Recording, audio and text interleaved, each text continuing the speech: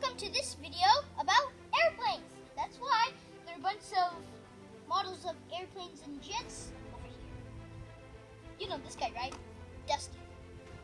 Anyways, have you ever dreamed of flying through the air? Have you ever saw birds and dreamed of you were one? Have you ever flapped your arms? Have you ever flapped your arms and ran around like you were a bird soaring through the sky? Like, perfect timing for a glider. Have you ever watched airplanes like I am right now? Have you ever made paper airplanes? Have you ever watched other airplanes or jets or helicopters? Well, you're not alone. There goes that airplane. People in ancient times have also learned and dreamed of flying. They told stories like that mighty Greek mythic horse Pegasus, which had wings that soared through the clouds. And they watched mammals. They watched mammals and birds flying through the air, and soon they created airplanes like that. How? Well, here's the trick. They got ideas. They built them, and with every idea that they tested, they learned something new. They learned about gravity. You know about gravity, right? When I jump, gravity pulls me down right away. Gravity is the force that makes you stay on the Earth's surface. That's why when you jump, you don't just go up and float in space in the sky. Gravity pulls you down. They also learned about air. Air is made up of molecules. But you don't really feel the air until there's like a big wind or breeze. They also learned about drag. When I run around, I feel drag within my arms. Drag is air, is the air molecules pushing on you or an object. That's why when I run around, the air molecules or the drag pushes on my arm and I can feel it.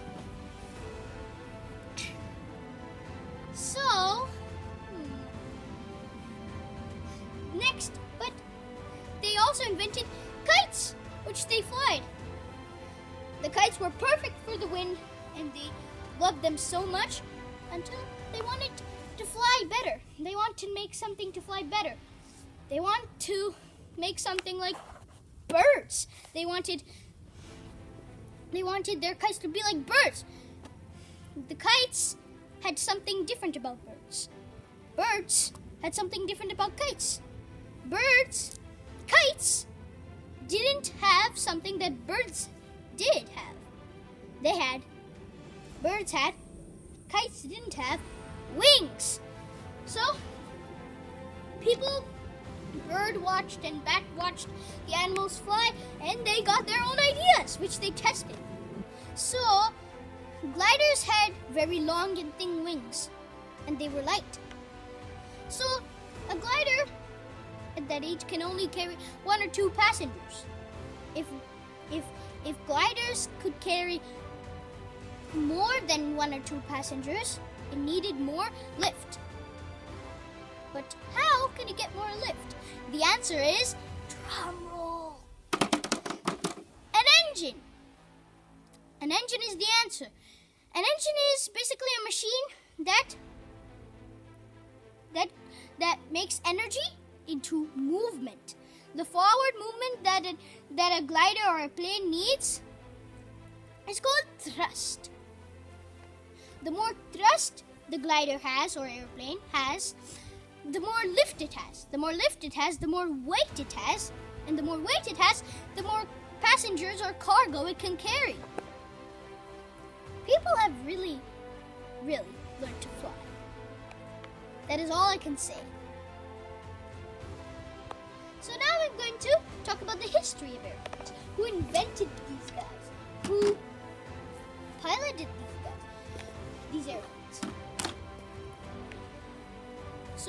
talk about the Wright brothers, who were Orville and Wilbur. We're going to talk about Charles Lindbergh, and we're going to talk about Amelia Earhart. So, the Wright brothers, who were famous for their invention of airplanes, dreamed of airplanes long time ago. But wait! Dreaming of airplanes wasn't there yet. When they were just kids, small kids like me, they received a toy from their father they called the bat. They loved to play with it. And they also built kites, which they sold, which the brothers sold to children. Just then, when Wilbur and Orville were growing up, when Wilbur was age 13, he decided to go to college, which was very good of him. But in a hockey game, he got knocked down, lost all his front teeth, and his head hurt. So he decided not to go to college. But then, when he was feeling better, the real front teeth were replaced by fake front teeth, and then they started to write a newspaper. Wilbur did most of the writing and stories, and Orville published it. It was a great success. But then, they started owning a bicycle shop. They loved bicycles. They started selling, and more people loved bicycles. The Wright brothers loved bicycling. But one day, Orville got a high fever. His family was worried that he was going to die. But luckily, Wilbur was there.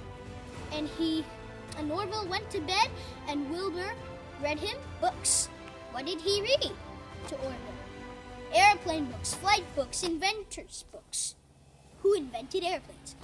He read about Otto Lilienthal, who was a German engineer who loved the science of flight.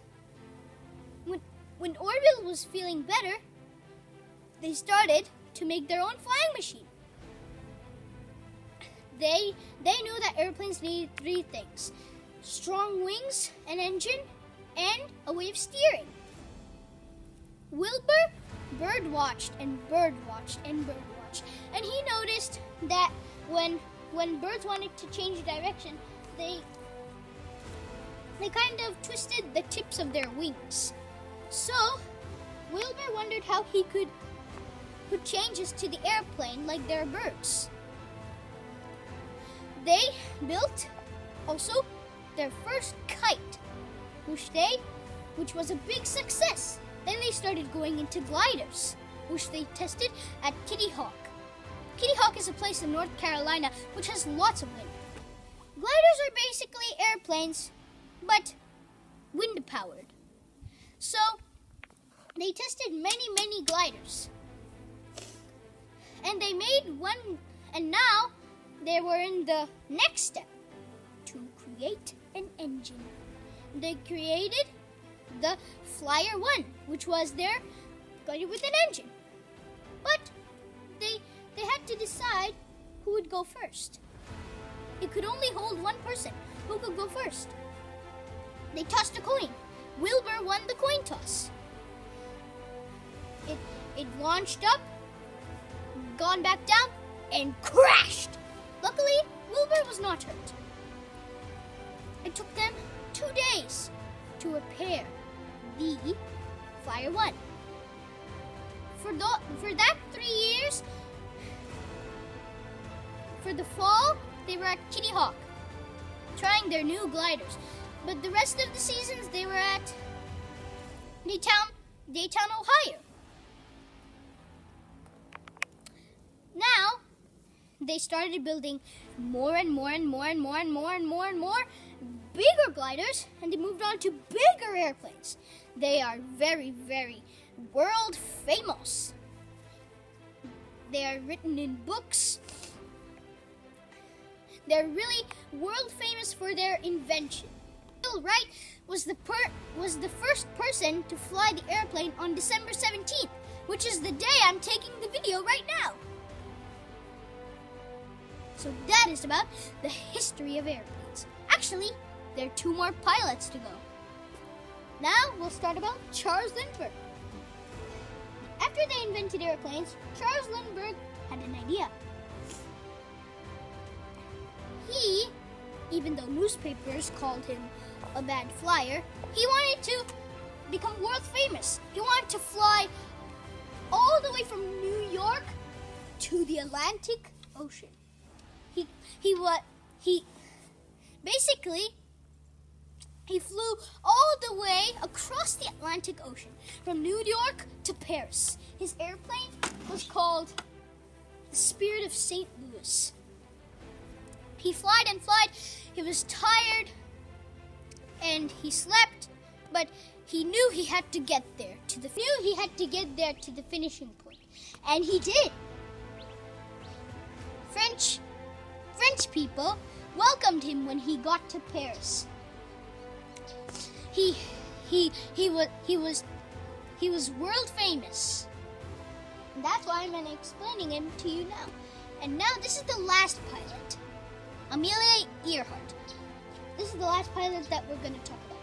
Amelia Earhart, just like Charles Lindbergh, was the first woman to fly across the Atlantic Ocean. Amelia Earhart wanted to look like other pilots. She slept in a leather jacket for 3 days, so it wouldn't look so old and it wouldn't look so new and stiff. And she flew an airplane. She flew all the way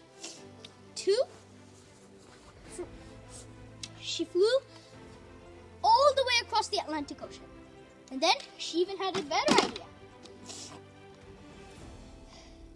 After she won the award of flying across the Atlantic Ocean, the first woman, she got a better idea. She wanted to fly all around the world. She believed that women could do anything that men could do. So, she brought up a sidekick, who was a man. They both tried to sail across the Pacific Ocean, but at that exact moment, they flew into a patch of cloudy skies. No one could find Amelia Earhart, the man, or the airplane. She could have died. No one knows. But they knew that was the end of the plane. So that's it all about Amelia Earhart.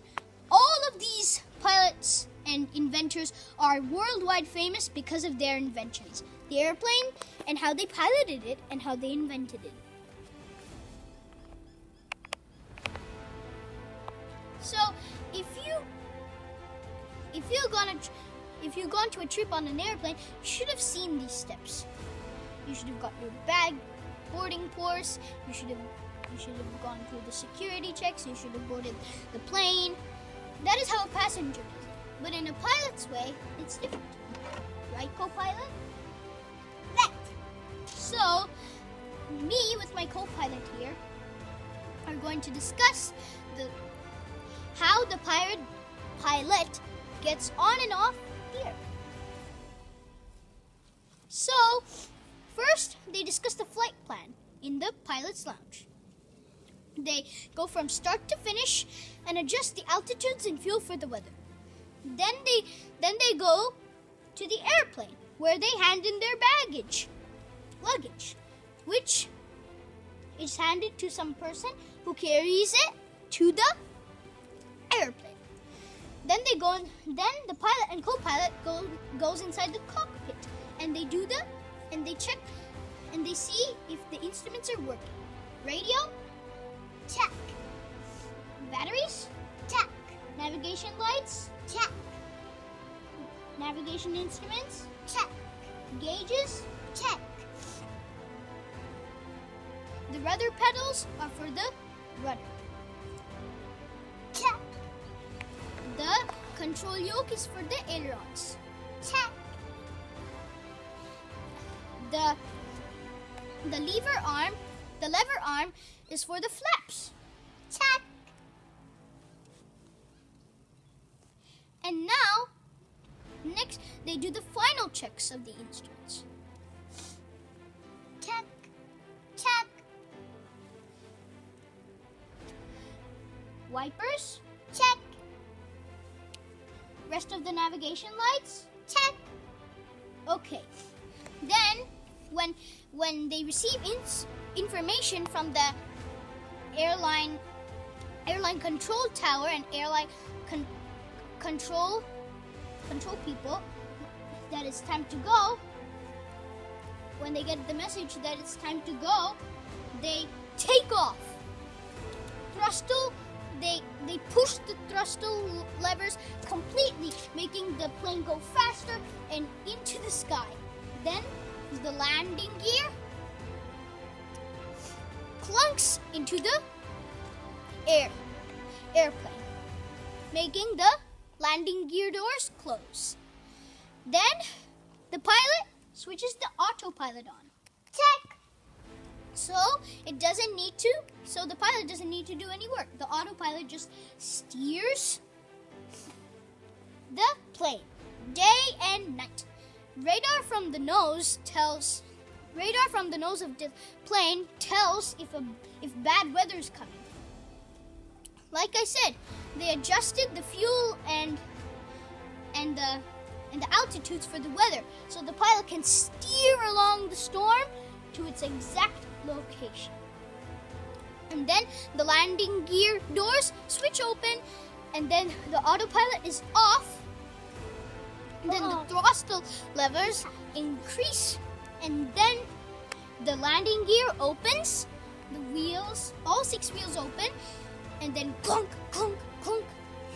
The wheels go down on the ground, and everyone is buckled their seatbelt, so it will be safe. And when they get to the finishing point, all of the people take off their seatbelts and go. But the pilot goes out and goes through the flight report.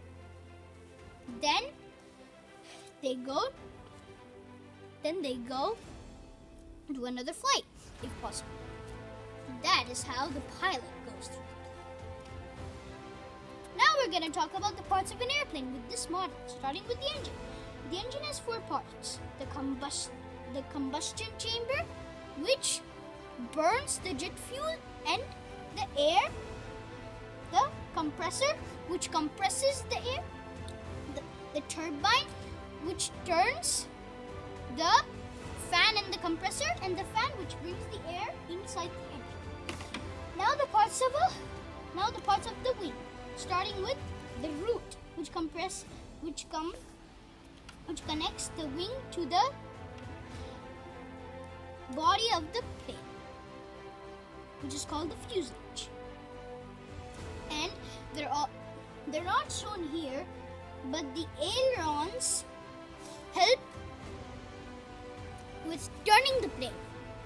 The flaps help with increasing the lift and increasing the drag. The slats do the same thing, but only with lift. And there are also spoilers, which slow down the plane. Now we're going to talk about the parts of the tail.